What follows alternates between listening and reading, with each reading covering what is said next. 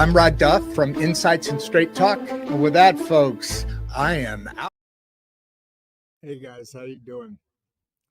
You know, after a week like this one, where we've peeled back the layers of leadership, of purpose, and of survival, one that we will focus on today is sorry, I've got to leave that on today because I am expecting the gas company to come in, so I don't have it on silent on purpose.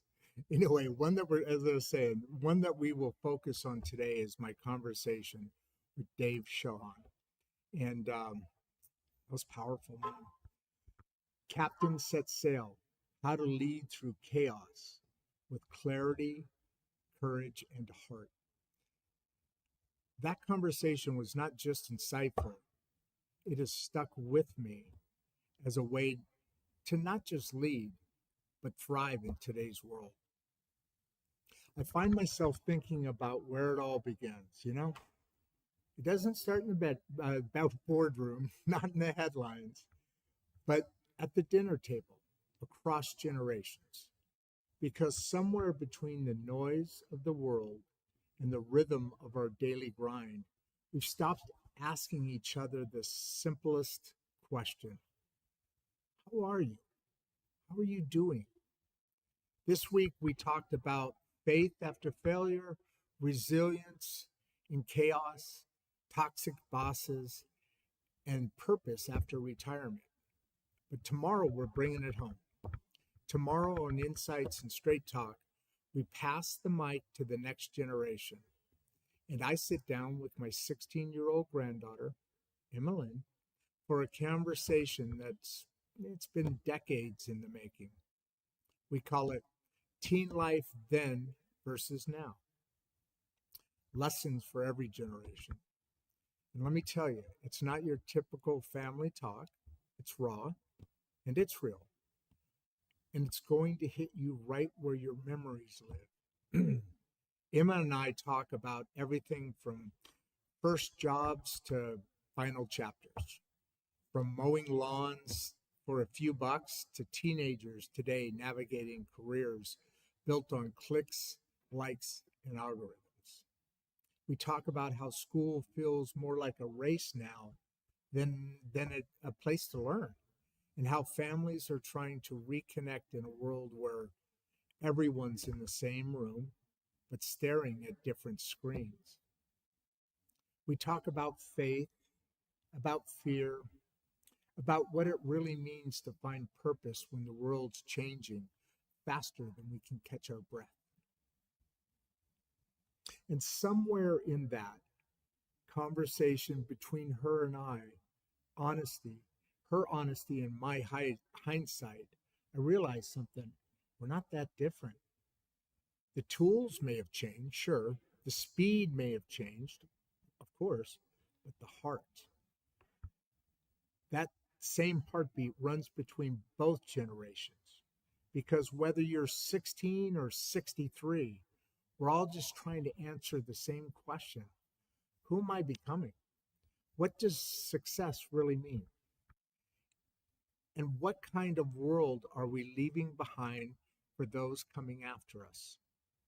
Emma talks about AI anxiety, that constant buzz in her generation about whether machines will take over their dreams before they even begin. And I share what it was like to build a life with my hands, only to reach a point where I had to rebuild with my heart. She talks about identity, about what it means to live online and how hard it is to be real when everything feels filtered. And I tell her what it meant to live in a time when your name, your word, and your handshake were your brand. It's funny, when we started talking, I thought I'd be teaching her something. But in the end, she taught me. She reminded me that every generation has something the other one needs. wisdom that steadies, curiosity that reignites, and love that brightens. So tomorrow, we're not just comparing life then and now. We're building a bridge between what was and what will be. Because when you really listen, when you stop defending and start understanding, you realize that this generation gap everybody keeps talking about, it's not a wall, it's a window. And through that window, you can see hope again.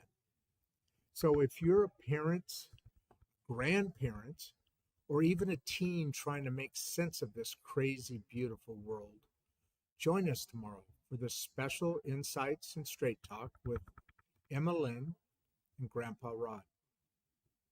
It's not about the past, really, nor is it about the future. It's about connection that keeps both alive. Because the truth is, we don't just pass down stories. We pass down courage.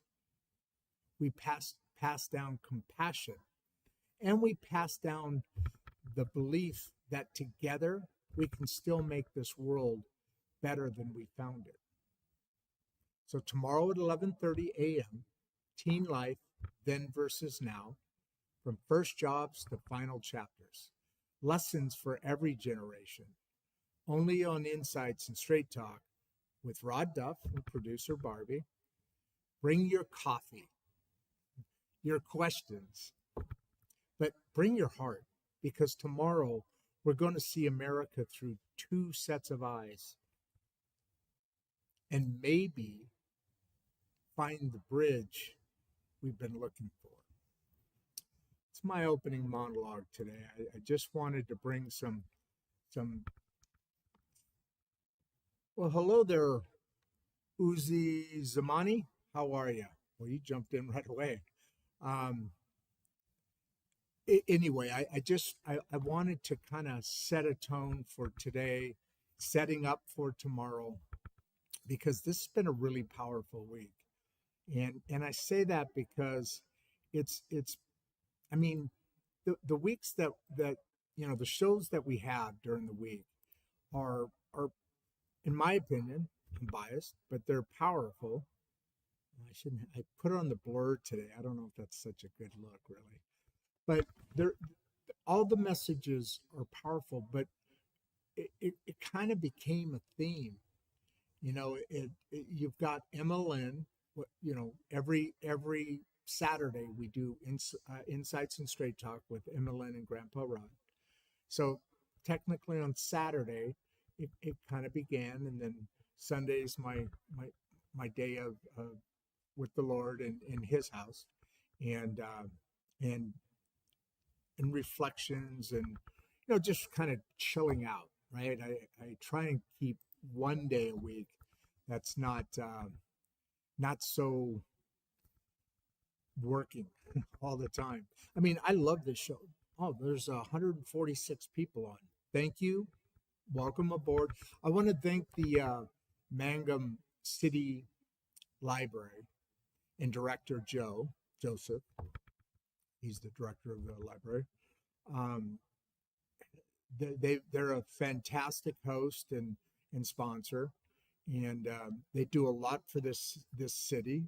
They do a lot for this city and the county, with not much of a budget. It's too bad, because it's a big, powerful place, and there's a number of people stepping in and working their tails off to make sure that these people have all the education. That's why they sponsor us, is because of the Regeneration School Project. But all the education and support for knowledge that a city could ever hope for. And this is a small city. This is Margaret Carter Library, named after somebody who's been very important to this city and to this library for generations, literally. Please subscribe, folks. Let's let's get us over the hump here. I haven't had many people jumping in to subscribe lately, and so I want to keep driving that point. I hate repeating it because we're doing this for the purpose, but you still have to keep the lights on, and so I would like the support to be able to do that. I'm not looking. This isn't about a paycheck or about money or about funding, but those are some critical things that every day we all need to be able to take the next steps. But as I was saying, it started off with Emmeline last Saturday. It's going to end with Emmeline tomorrow, Saturday, and so that's a weekly repeating broadcast. It's a series. So at the end of the day, this week literally bridged the generations. Um, I mean, we talked about everything from starting the week off on Monday with my review of the previous week, and then it rolled right into creating leadership and creating your life from the inside out. And it went through that in the middle of the week. And here we are Friday. And we'll be going back over some of this week's conversations and insights, right? And then tomorrow, as I just mentioned, we're gonna wrap the week up with Emmeline's conversation where we're tying it all together and speaking about a window versus a wall, a bridge between the generations, and how are you? How are you doing? Those are important parts of what makes a society meld, come together, blend. We have to have those conversations. Otherwise, we just continue to kind of drift apart. Our government wants us to be in little boxes, the term divide and conquer. And that's something we have for a long time, especially in recent times, but help them out to achieve. It's kind of a sad situation because this show started off just talking about those politics. We did on Monday, by the way, we did talk about the shutdown, and it's, what was it, 42 days, something like that. Um,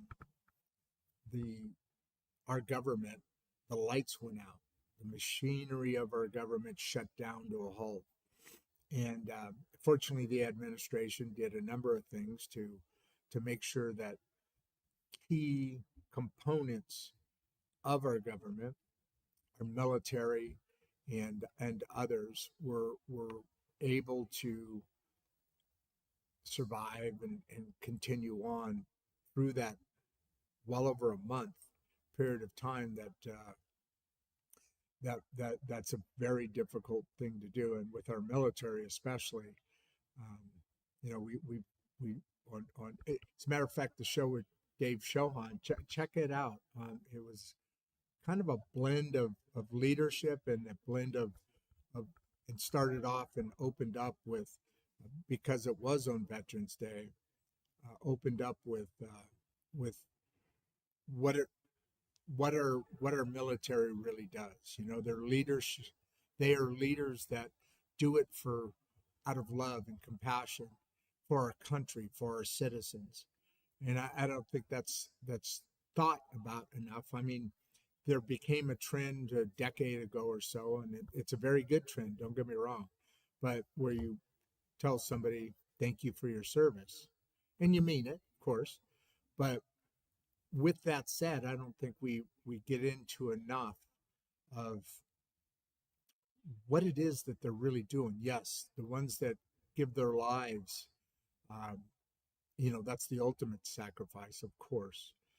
But for long periods of time, they're away from their families. They don't see their children being born at times, right? And then the families of of those uh, those fine soldiers, um, that they have this burden of not always working, not walking in fear, but uncertainty. Well over 200 people on. Please subscribe. Please, if you like the stuff that we do here, it would be a great honor for me, to me, and very grateful for you for your support. They they do the care packages. They wait by the phone.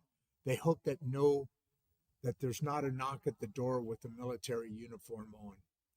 And those are the uncertainties that soldiers' families have always feared, always lived with during the whole time. Not just the fact that they're that, but you add to that is, when is that next call going to be able to come in, wherever they are somewhere in the world? And that's a very stressful scenario.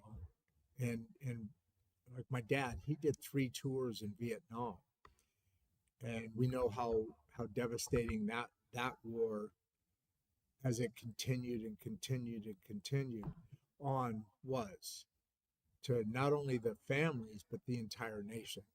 It split us apart. Not as bad as we are today, but definitely was a big part of um, how how discourse is important, but discourse needs to be always going on, especially today.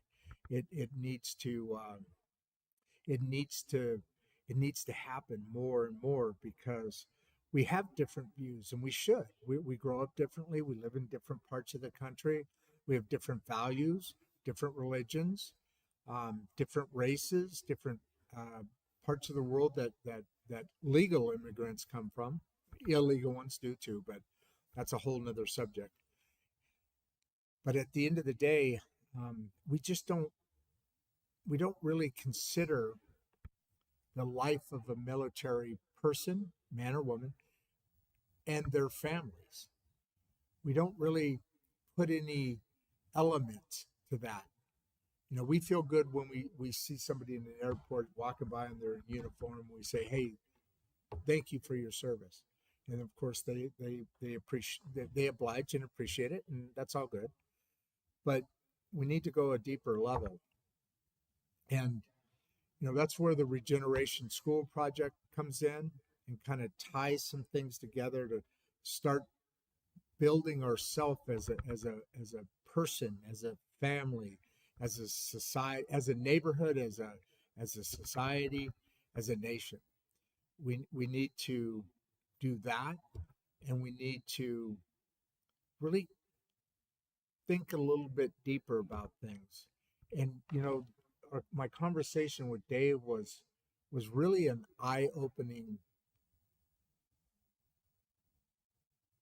moment, but it was 2 hours long, a real eye-opening couple of hours. First of all, he's brilliant. I mean, just to listen to him talk and bring out the points and of his philosophies and where that all came from. He's got a great accent too, by the way. It's very easy to listen to. And but as that and we're going to follow up and spend less on leadership, and I mean, we're going to probably open up and then blend into AI, because right at the end we kind of just touched on it. And reason being was because I brought up in the opening, I had brought up a point of, leadership is challenging any way you look at it. But now you have a generation that's coming behind, let's say the kids that are in college now. The priorities are a lot different, even slightly before that. So older than college, maybe newly into the workforce. That the generation, the workforce, the leadership is different in today's world because those things, those priorities have really taken a turn. And I don't want to get into all that because it's pretty complicated. It's a show's worth of discussion. I shouldn't say it's complicated. It's very lengthy and has many layers and many colors between the layers, but and many effects. I mean, the COVID effect really is dialed into that generation.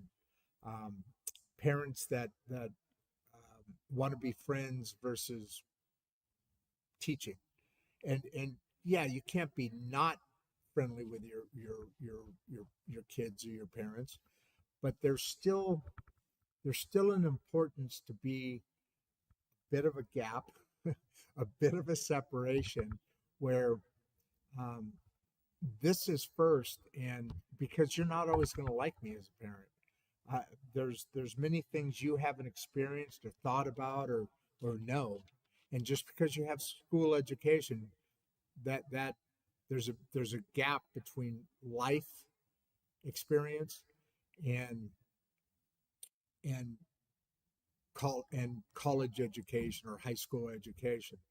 It's very easy to be free flowing when the responsibilities of the world aren't on your shoulders; they're on your parents' shoulders.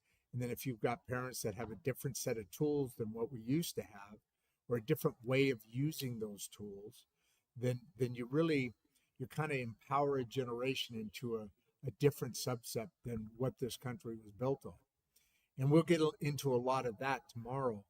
But my conversation was fascinating because we talk a lot about leadership and business and AI and finance, and we blend a lot of that also into what's coming out. So it's not just the generations; it's the workforce and the concerns of what this evolving, or the workspace, I should say, and what this evolving what AI, AI, all the eyes out there. Um, as this really starts to delve in, come in, and really starts to build on itself. Now, one thing I did kind of step back on with Dave is, all right, not I didn't, but I thought it. I was too captivated to really dive into that, and I was a little bit distracted because Joseph, the director here, he was here on Veterans Day. The office, government and city office buildings are all closed, and so he came in his day off and he said, "Okay, I'll give you an hour and a half," and because that's typically where the show goes. And he came in early, about 15 minutes ahead of what he did, so I could really set up some things. I didn't ask him to; he did it because he's that kind of guy. But he's also a veteran. he was Chuck. He was kind of. I was like, I went down. I kind of ran down because I was way past what what he had accounted for on his day off, Veterans Day, celebrating. It's an important day to the whole nation. But just imagine how the veterans of our great nation think of that day. And Memorial Day is obviously a much deeper emotional day for many. Um, but there's so many things that happens when you're a veteran, and I haven't had a veteran focused um, show for a little bit. I need to go out after some more veteran associations and really kind of build on that. But this week was, as I said, it just went through the whole cycle of life. Friday, I skipped Thursday. That was retirement. Going into your golden years. Your years aren't over. And in the opening monologue, I mentioned this, in that you you you still have much to give, and you got to find that way. And this is where I'm leading into what I want to talk about with Joseph, or not with Joseph, sorry, with Dave, is that mission. And it was funny because his show kind of talked about all things that we talked about in the show, and we didn't set the schedule up by blocking these messages together, but it couldn't have been a more perfect union. And it was truly. Oh wait, why isn't that showing comments? Show comments on stage. That's interesting. No comments will appear here in real time for new comment. Why is that not showing comments? That's weird. I wonder if that does. I'll get back to Dave in a second. You know how I am. I kind of things come up and I leave that conversation and then put it on hold, hover there, and hover somewhere else, and then come back. But I wonder. So I've done some. Oh, okay. Hey, Barbie, producer Barbie. Okay, why are you the first one to show up? Which is awesome, folks. Producer Barbie's here, and hopefully, give me a thumbs up if you listen to the opening monologue and tell me if you liked it. So as we were going through that conversation, and we got in. I mean, literally, it was that was a mic. Our conversation on Captain Set Sail about his book. It was a microcosm of the entire week, and it was okay. Good. We'll talk about it after the show. We got a lot to talk about. Anyway, that was such a fascinating. As I said, we talk a lot about leadership on this show. It's an important subject. And we had the Psychopath show right before that one, or right after that one, I should say. And so it was a great juxtaposition, because in each subject we have leaders that, yeah, I do kind of feel that way today. It's been kind of that week. Here, let me put up some of the things that Branson first. How do you stay so strong when discussing these tough topics? Okay, I'll get back to you. So let me come. So I'm going to throw a couple of Barbies out here at you. She gave us a wave. Say hi to Barbie, everybody.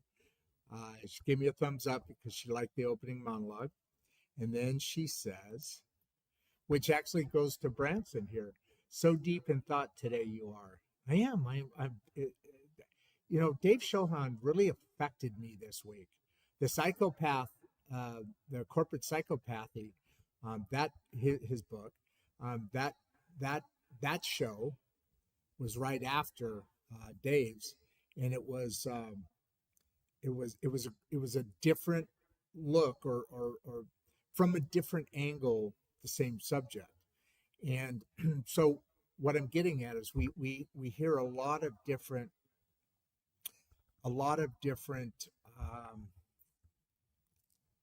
discussions across the board. We do a lot of different ones on leadership.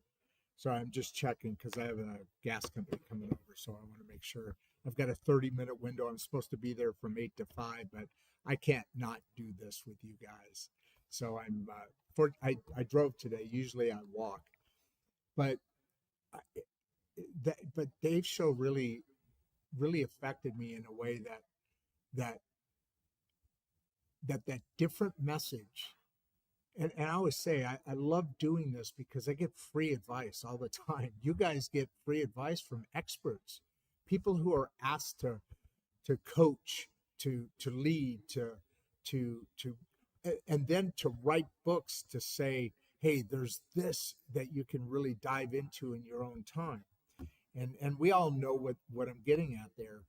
But this mission, creating a mission in your life, really kind of was a message that on leadership, and more, but a message that really drove in so many important factors. That's not the one I'm trying to get. Sorry, there's going to be a little bit of sound in the background today. I'm not going to mute it because I want to know that well, let me see. So I've got 30 minutes. I've got a 30-minute window. They're going to text me. So I guess, you know what? I am going to turn the sound off now. Hopefully it doesn't happen right the second after I turn the sound off. So let me turn this off for a second. All right, now it's just us. So that message, we got into the show 2 shows later was about retiring and still having value and rebuilding your next path. And in days we kind of started that discussion with and I actually brought it up in the retirement the show on Thursday, and that's about after retirement. Do you want to retire to the couch, or are you going to retire to something? Write that book, Love Harder, Love Stronger, coach somebody, help somebody, find out what you always wanted to do. And she has this process. You guys watch the show and it's really good. But I relate that to the conversation we talked about centurions.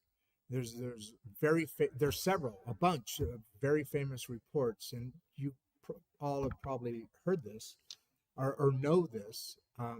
But these centurions, meaning somebody living over 100 years. By the way, there's a number of people living in their 90s and hundreds here. I heard something the other day. 10,000 people a day turn 80 years old. That's a lot. So anyway, my point is, when you have a purpose, when you have a mission, meaning you're buying it, it's kind of like that push-pull education we talk about with the LEAF program. Simon and Jennifer and those folks running that, they've been on the show a number of times. It aligns with the Regeneration School project. But the centurions, they did this study, and they're in different parts of the world, different hemispheres, in different places, and so they're frantically trying to figure out what is the common denominator for people living longer. And I talk about a lot. It's not just the longevity of life; it's the quality of life. So, getting to the point here, when these folks, the food was all different, the weather was different.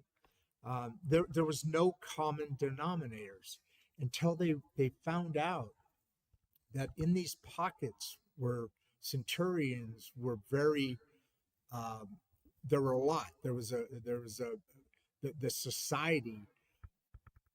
They had a mission. The folks in those areas lived by a mission. So I'm kind of getting excited because of you guys. This is my mission.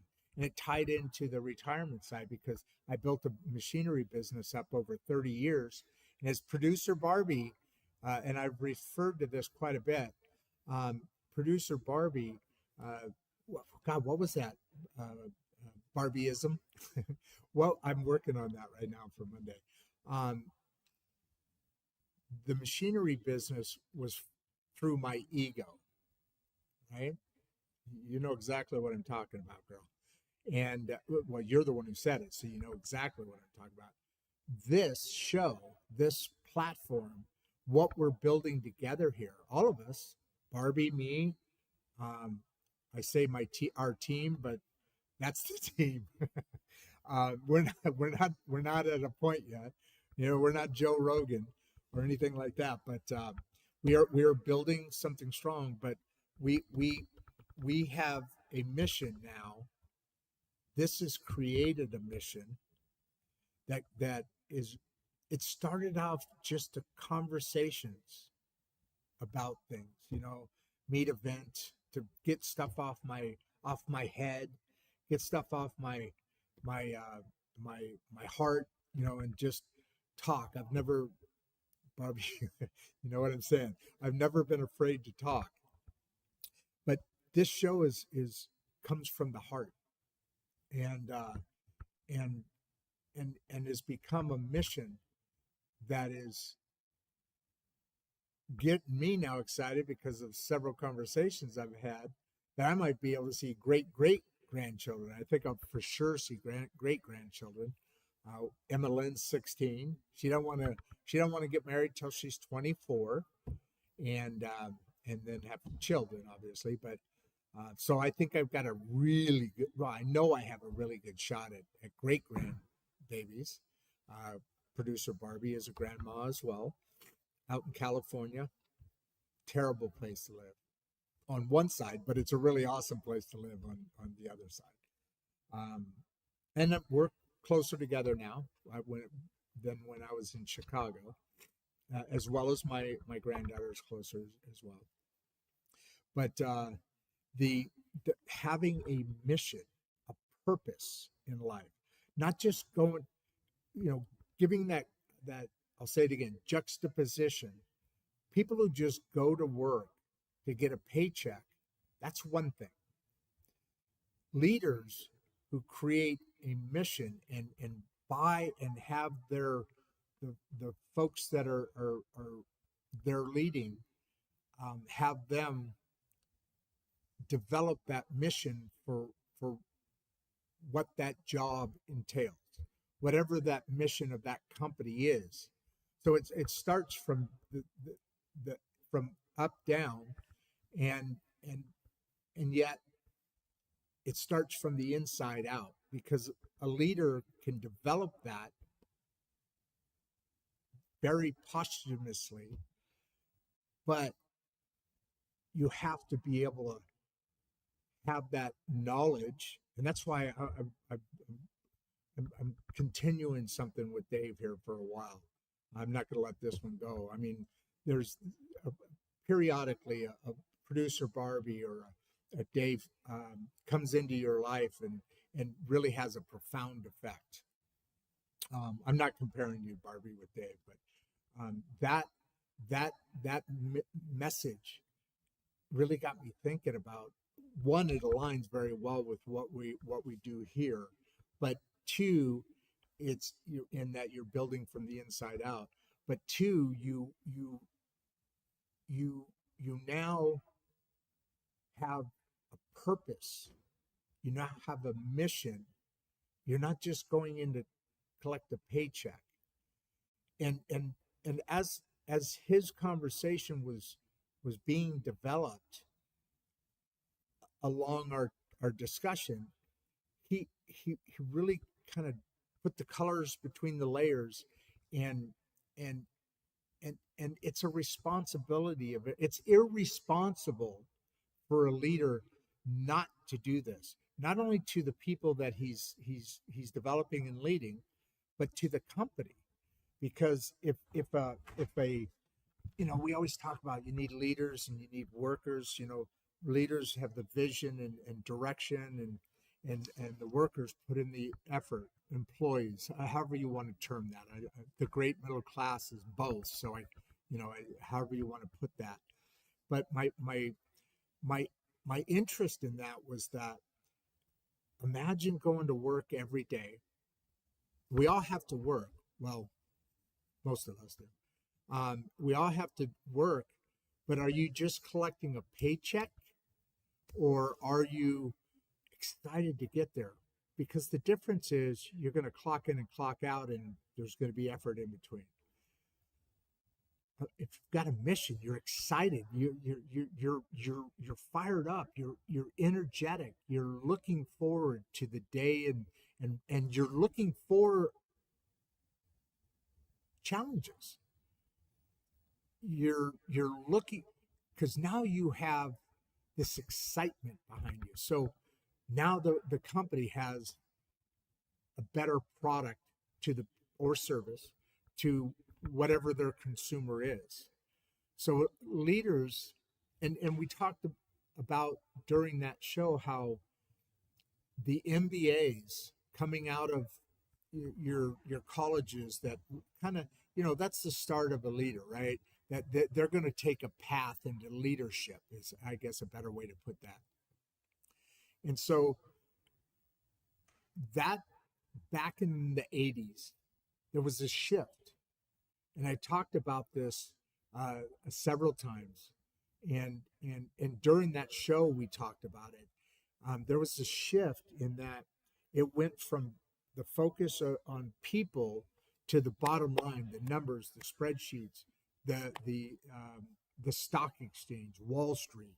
Wall Street became the focus to those folks running through those programs that then became into the workforce and started taking those leadership positions. So what we need to do is reverse that, and it's certainly not that yet, but there's people. I mean, we had 2 people on the show this week, just this week. I'm not even going back. We're at 400 shows now, or just over the last year. Well, starting in September, but because we do them 6 days a week, and I'm gonna get to Branson's point here before I go back. And Barbie, I'll hit up your. Oh, actually, this one looks pretty good right away. There's a better. Oh no, that's Clive. Okay, so I'll get right back to you. Oh, okay, yeah, you're listening. So let me get to Branson here. God, already 45 minutes into the show. This thing goes so fast. It's and to his point, how do you stay so strong when discussing these tough topics? It's because thank you. That's a very observant question, Branson. It Sometimes you see I get emotional. I try not to, but I mean, and I'm getting better at it because I can feel my nose start to tingle, and I'm like, oh, here it comes, because they all hit home. It's I've lived a long life, and I've lived a difficult life. I've had a number of things, a lot of things, all through my growing up and everything. So there's a lot of memories there that I'm still fixing the inside out. And Barbie knows that. Our producer Barbie knows that story very, very well. More than anybody, more than me, she knows that story. And so I'm getting better at it, but it's great observance, Branson. It is at times challenging to stay strong. But we talk about, who's the hardest person in the world to beat? Somebody that won't give up. And I refuse to give up. This has become a mission that can't be not taken. It can't be stepped off of. Not in my head, not in my soul, not in my world. I've had a lot of challenges, but I've had a great life, and I've seen a lot of things. Lived in all across this country, and I grew up in a military family, so I've been all over the world. And in my machinery business, I continued. I traveled all over the world. Some vacations here, as well, but I've always been extremely curious. So in all these different places, I've watched, and you know where that started from? It started, and I believe it started from being in a military family, going to 8 different elementary schools and 3 different high schools. Not because I was a bad guy, although I was a bad guy at times, but not why I got out of different schools, but because we're always moving. And my personality, I needed to connect with people. I'm not somebody who can walk in the shadows or a wallflower. I need to. I've always wanted or needed to make connections with people because that filled me. That added the colors to the layers. But as I traveled to these different places, been curious, and then communicated with people, I when I say I had a great life, it's because I have seen so many different things from different directions. I mean, I registered to vote on my 18th birthday because this country's fascinating. This country's built in so many different directions. You go to Europe now. Things are changing right now because there's some weird crap going on. But basically, you go to one country. They're all very small. I mean, not everyone, but Europe, all very. Asia typically you take Russia and China out of this mix, and they're all really small. I mean, I can maybe drive through a state or two in a day here. Some of the smaller ones, if I time it out right, I can probably get through three of them. Get through driving through 3 states. There, I could drive through 5 countries. They're all very small, very compact, and and and the reason I say that is because they're typically very same. So if you're in France, all the French are all the same. The countryside changes a bit, but here you go into the South, the deep South, the East. You go to the Midwest. You go to and then you break that down. You go northern and southern Midwest. Here, I'm not in the deep South. I'm in the South, kind of like Texas. There's Texas, which isn't the deep South. That's not my point here. But Texas, and then you go into Oklahoma, which is like Texas light. Every single state has its uniqueness, has its not only in topography. You'll like that word, Barbie. Not only in its topography, we used to joke when we lived in Illinois. I used to joke you could and into Iowa, let's say, you could watch your dog run away from you for 4 days. It's just flat. It's not exactly aesthetically pleasing. But you go to California and you've got topography all over the place. You've got, and then New Mexico is like Oklahoma light blending into Arizona. But again, they're all unique. You go there and you experience those, and you see the difference in the people, in the way they look, in the way they react, respond. I mean, we're all Americans, so there's that, but there's uniqueness across this country, back and forth. Go up to Minnesota. You go into the Dakotas, which is like Minnesota light now. And then you go into Oregon, you go into Washington, similar, but even in Washington, like I was born in Washington on the Air Force Base just south of Seattle. But you've got the west part, and then they're separated by beautiful hills, mountains, I should say. You go over that, and you get into the desert side of Washington, and it's just the politics are of course different in each area, but the people are different. What they like to talk about, what their interests are, and it all comes from where they're from. So that's why these different subjects, and that's why the show I like to do. Somebody told me early on, a marketing person he lives in Greece, young kid. Barbie, you know who I'm talking about. Really, really smart kid. But when this team that was together, outside team. We've never had a team, but outside consulting kind of thing. He was doing some marketing and some different graphic stuff for me and for us, and said, okay, so in developing this marketing strategy, very, very good at social media stuff.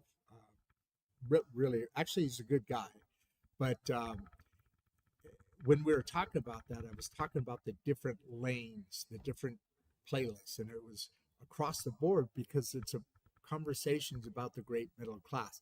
And I will get to your point, Branson. I promise. It's a long setup, but in that conversation, he said, and he was, and I gave him the exact quote, but he was summarizing here. But he said, but basically what he was saying is, if you're the creator or the master of all, then you'll have customers from none. Basically meaning that, if I'm going to try and cover every single subject under the world or under the sun, that's a losing proposition or a losing business plan. And normally I would agree, but with these different experiences I've had, I and being curious on top of it, I've always, from high school, like I said, I've always tried to figure out how to work into whatever group I wanted to be in by listening to them, and then things develop. So I feel very comfortable across many, many, many, many different topics. I like to say this: I know a lot about very few things, but I know a little bit about a lot of things. So when difficult discussions or topics come up, there's that part. But the other part is just because I'm still so very curious, I like to bring out what that full flavor of that topic happens to be. Oh wow, we're running out of time. My God. So staying strong is just because I have you guys, the audience, to lean on. I can pull your wisdom along with my experience and curiosity into a subject that an expert guest has brought forward. And each difficult topic is just more that adds to the flavor and the layers of my life. And I can take, after retirement, right? That subject on Thursday, yesterday.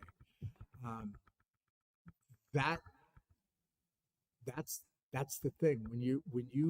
When you retire from the thing that defines you all your life,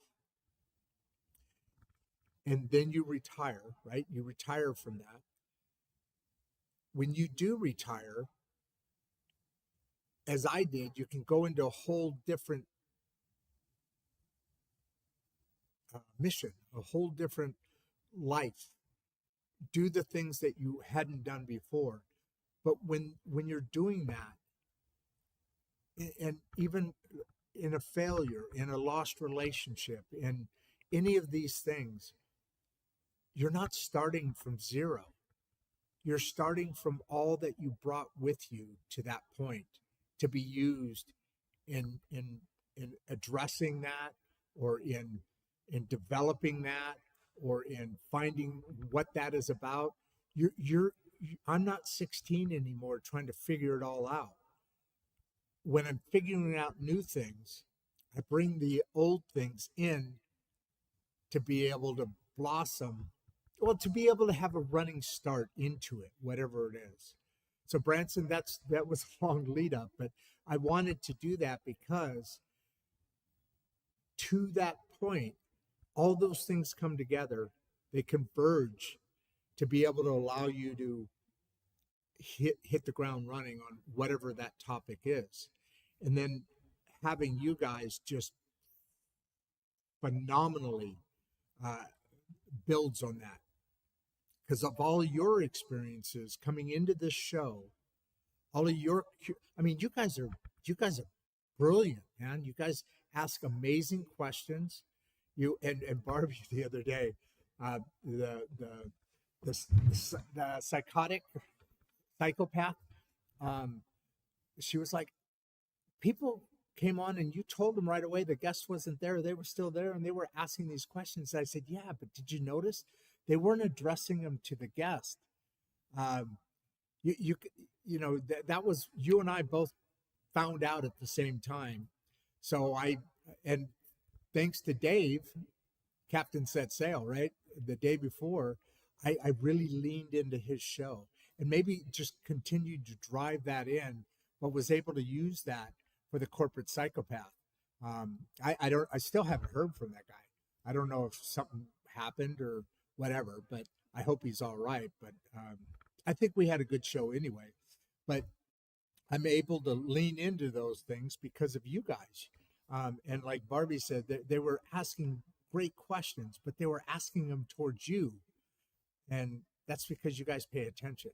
You guys are curious. You guys are creative, and you guys are brilliant, man. That's how I'm able to walk through tough or difficult topics. So I'm going to give Barbie her wave back. I'm going to give her that thumbs up. And so deep in thought today. And then I'm going to go to Clive. How you doing, Clive?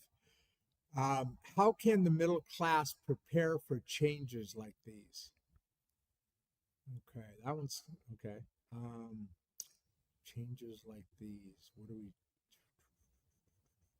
come to the show? Come see the show every day because we do talk about evolution, meaning the evolution of the human experience, evolution of society, not evolution, history. This is not history, although we get into that every now and then, I guess. But prepare. So there's a lot of experts in the world, you know, comparatively speaking, a smaller percentage of the entire population, but there's a lot, right? Because there's still that population of 380 million. So it's still a big number, and so get help. Get it. You know, I would not be able to be as prepared as I am today on any one segment if I didn't get expert help. And Barbie knows that I have for certain things before this show and after my break. And she was my bridge to that and my direction towards that, because I never would have done it without her. I probably would. Well, I wouldn't be here without her and my family, but without her. And so there's a lot of things that go together with that. But if you're in need and being prepared for changes like what we're going through, and one I would really recommend just commercially is really get prepared for AI and OI and all the I's, because that's coming fast. And Dave Shohan and I, our producer Barbie and I, are going to have a show on AI. We'll start off with a little leadership, but we'll go into AI, and because I've done a lot of I do them with my son Brandon. I have done a number of them with him and other guests. So he was on with other guests with us doing that show as well. So there's I highly recommend that you need a mentor of some sort, however that mentor comes into your life, to help you prepare for what it is that is needing to be prepared for. And I say that because one thing I've discovered in my life is there's so many things you don't know. One of the Barbieisms, great comment she made here, is you can't pour from an empty cup. And that's a striking comment. Simple, but then you hear it and you're like, well, yeah, you can't. So what do you do? And that one circled around. It was one of our first shows, and everything was going wacky, and there were tons of people coming on, and the cameras went out, and this went wrong, and that went wrong, and nothing was going right, and she just started laughing, and that's what filled the cup. We ended up having a great show, And without that, because the cup was empty, you can't pour from an empty cup. She filled it and then got me going with just, fuck it. It's funny. Sorry, that was a really good memory. Anyway, so that, that's how you prepare. You get a mentor. You research. Barbie's awesome at research. I used a lot of, Google is actually AI. It's been around forever. So these new, like the Chat GPTs and what Gronk is another one, and there's a bunch of them, or a few of them. But ask those questions. Be curious. That's how you prepare. And